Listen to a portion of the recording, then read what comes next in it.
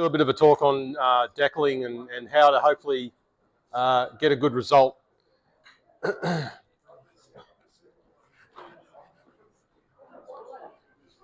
So the first thing you're going to need is you're going to get yourself some chemicals, which is going to help you out. We'll get your decals to settle down onto the surface.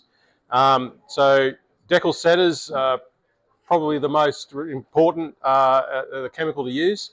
You can use all different types of decals setters, but you use them under the decal. You put a little puddle on the surface, and then that helps soften the decal, and it helps them to adhere to the surface better.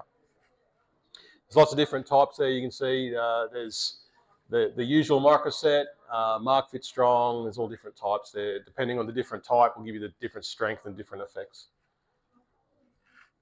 Is there much different between the different ones, or they all have the same sort of? They all basically do the same thing, but every decal sheet and decal manufacturer or whoever it might be will get different results. It's very hard to say with any sort of certainty, this one's the best, this one's no good, because every decal sheet will be different, depending how thick they are, and even sometimes on the same sheet, you can get a different result. So it's a bit of a crapshoot. I have used Microset. I have used the 2-in-1 VMS stuff. I've used Mark Fit Strong. I've used Mr. Mark Setter. The one that I use the most is Mr. Mark Setter, and it has, I think, it's like a milky white fluid. It has like a little bit of adhesive in it, I think. And anyway, I get good results with that. It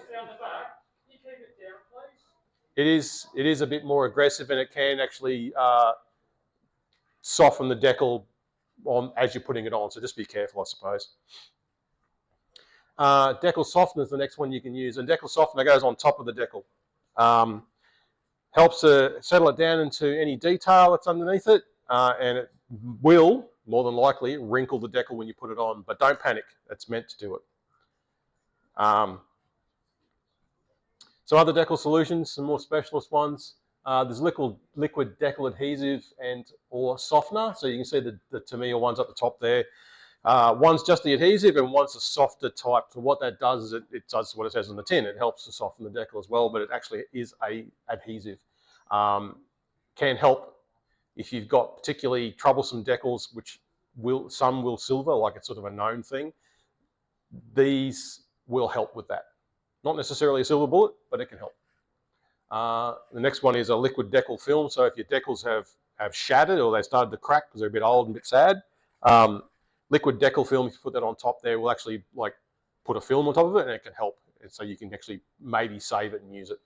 Again, not a guarantee.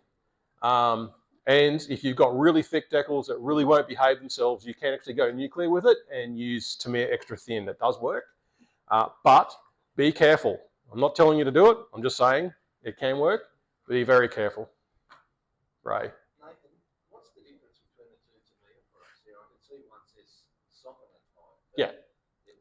They're effectively the same. It's just that the one that's in the like bluey green color has got a softener in it. So like I said before, if you put that on, if you put it underneath the decal, obviously because it's an adhesive, it'll help soften the decal. So it's got that softening action, whereas the other one is just an adhesive. Tools. So what do you need? You suggest a brush, tweezers, a knife and or scissors, water, obviously, some paper towel, some cotton buds, and you can use, if you have one and access to one, a wet palette.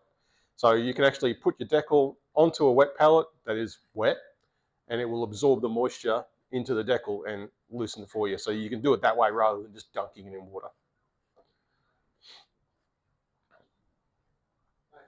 Yes.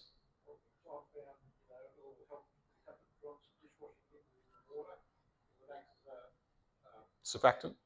Yeah, and it allows you to slide a lot easier around the subject. Yep. Yep. Well, if anyone's going to know, Pete will know. I think you can add vinegar too. Yeah, vinegar's sort of, it's likely a component, I don't know, but I believe there's a component to your setting solutions as well. So that's why a lot of them, when you open, especially microset, if you smell that, it smells vinegary. I believe that's why it's got a vinegar in it. But yeah, you're right. You can actually have that in your water as well if you want to. So preparing the decal. So I've done a little bit of a video here so you can see, rather than me trying to explain it. Cut it out, pick it up, and then you throw it in the floor, curse, swear, try and find it, pick all the dog hair off it.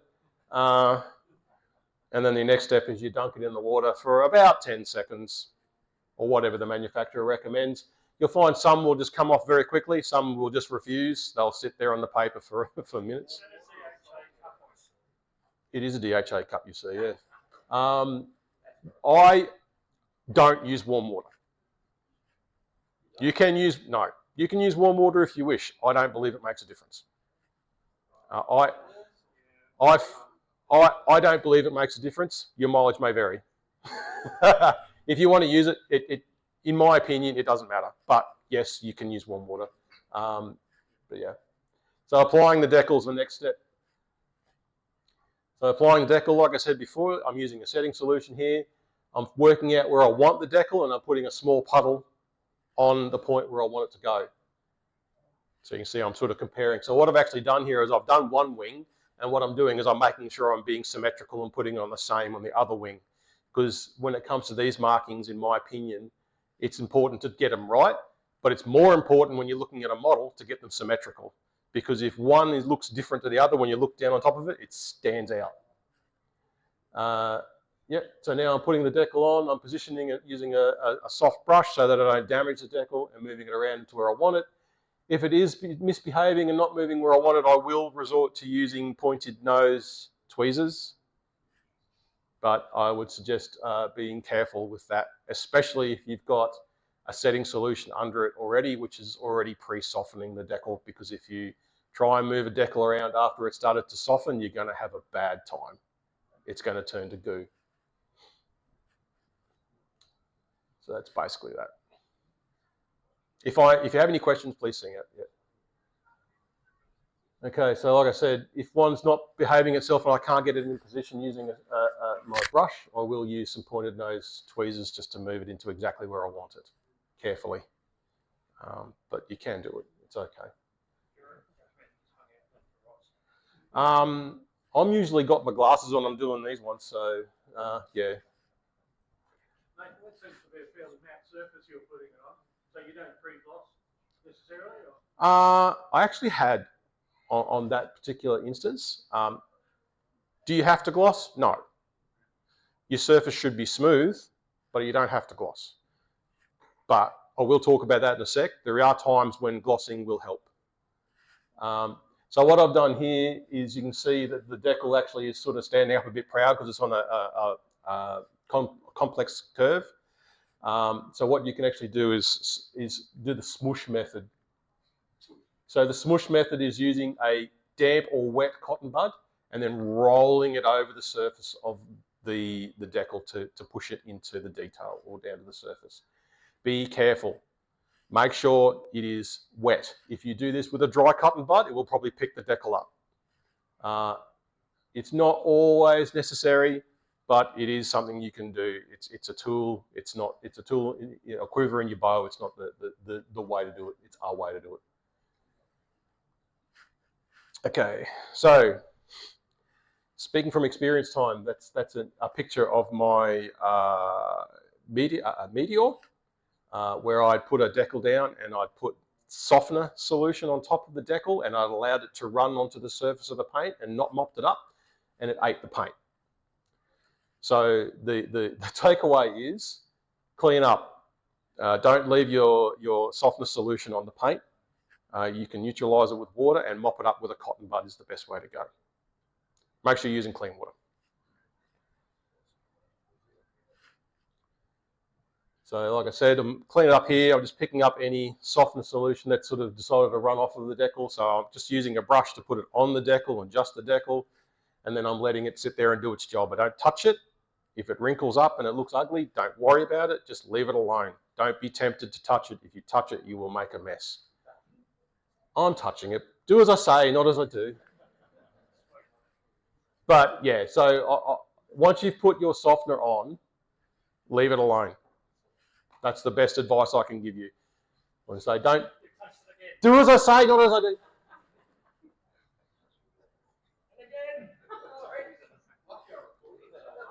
Yeah, I like this. This is good. I can get paid out on. I'm not mopping it up. I'm mopping it up. Okay. So like I said, this is actually softener. This is that other stuff was said. This is softener. So what I'm doing here is I'm just applying it directly to the decal, and then I'm mopping up around the decal to make sure it hasn't gone anywhere, which it hadn't, and then I'm leaving it alone. So I'm brushing it onto the decal there. So that the reason why I've done it in particular in these areas, there's a lot of little recessed rivets, and I want it to settle down into those rivets. And then I'll leave it alone. Just leave it. So I say don't touch. Don't touch it. If it looks like that, that's actually okay. It's doing its job. Don't panic. Leave it alone. Go and do something else. Go and have a beer. Sit and watch a telly. Don't touch it. And you can see the progression here of what I've done is I put some of that softener on.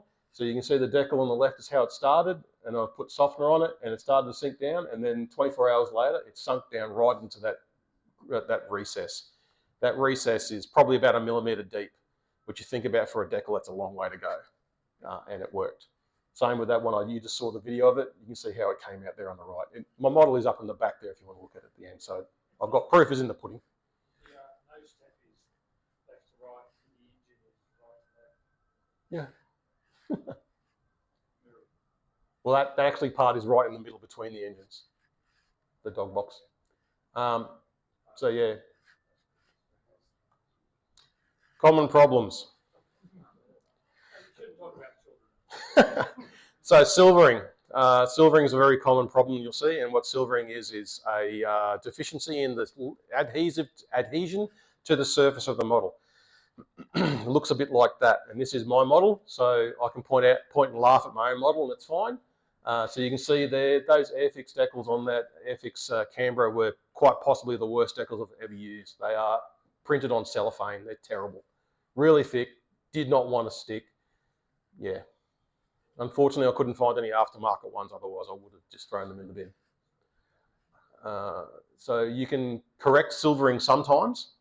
I couldn't in that instance, but by scoring gently through and breaking the actual film, and then reapplying your softener. And as I said before, if you put one on and it's silvered and you're going to continue, I would suggest using one of those decal adhesives. That can help. Again, not a guarantee, just it can help. The other way you can go is use something a bit stronger. And the strongest thing I've been able to find in Australia is the Tamiya Mark Fit Super Strong. There is Solver Set, which I haven't been able to get in Australia, which is, again, pretty strong. But the nuclear option is Tamiya extra thin. You can get panel line silvering, which is localized silvering along panel lines where it hasn't actually sunk into the detail. Again, those wonderful Airfix decals, which are terrible. You can cut along them with a X-Acto blade, just again to break them, and then you can run some softener in them. That'll usually pull it down into the panel line. Old or shattered decals, you can sometimes save them using a liquid decal film or applying a layer of clear acrylic over the top to help hold them together. You can just throw them in the bin and make your own masks and mask and paint. But be very careful. If your decals look like the ones on the bottom right there, where they're yellowed and ugly, I would probably just give up on them and throw them in the bin. With the carrier film, yeah. Obviously the yellow stuff provides a good example there. Yeah. What's the current thing? Is it cutting right up to the edge of the actual colour, or is it leaving the carrier film around? Or is it going to be depends?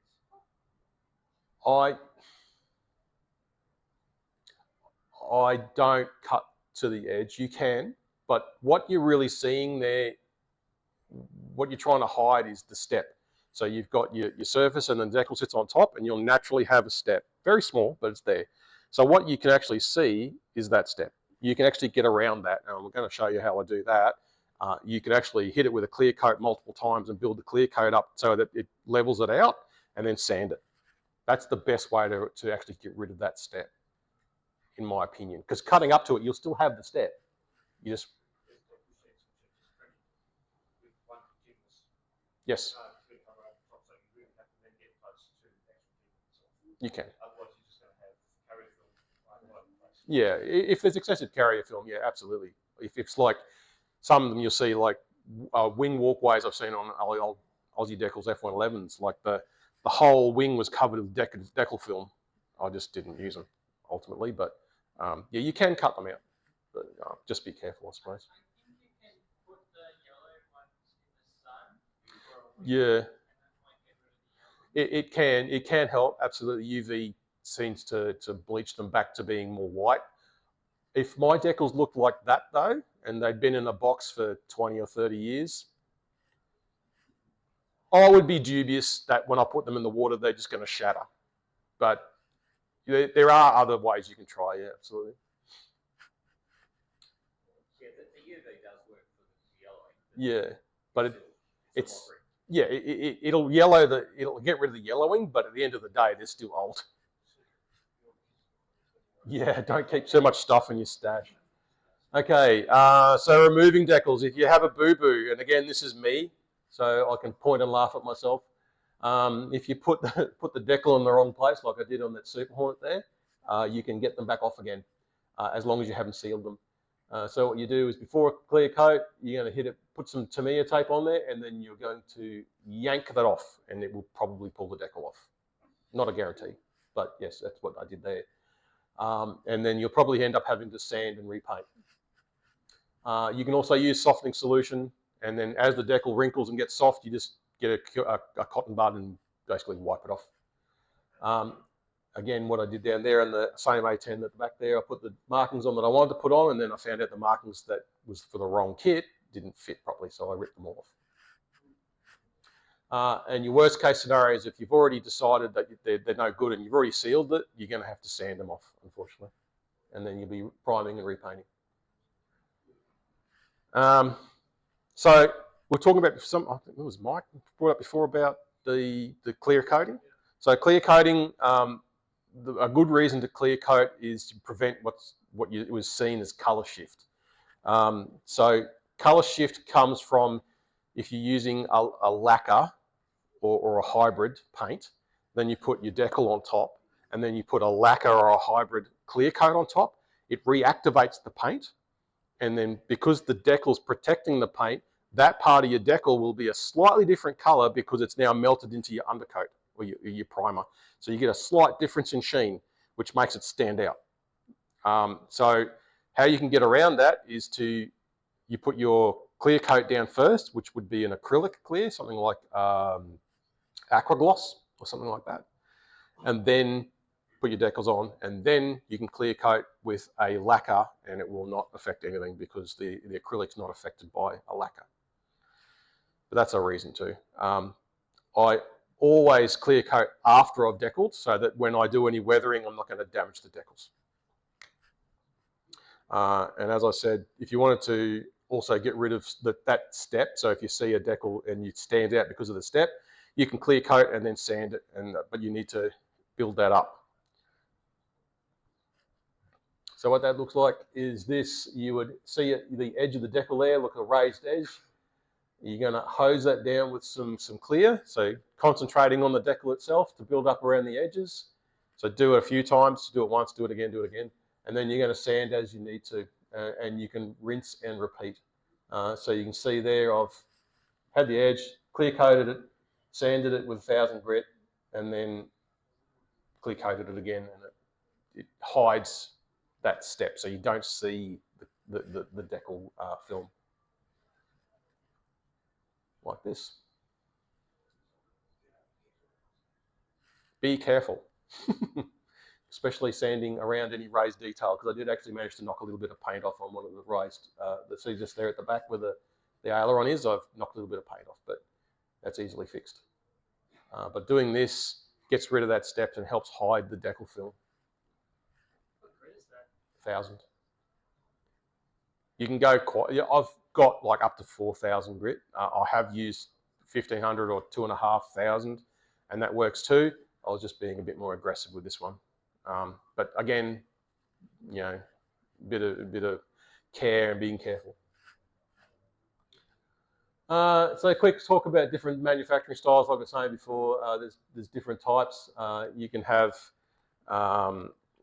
different decal types will have different reactions to different solutions. So there's no one size fits all. I've got a few different modeling decaling solutions that I use that have different effects for the different types of decals. Some will be thinner than others. Some will be thicker.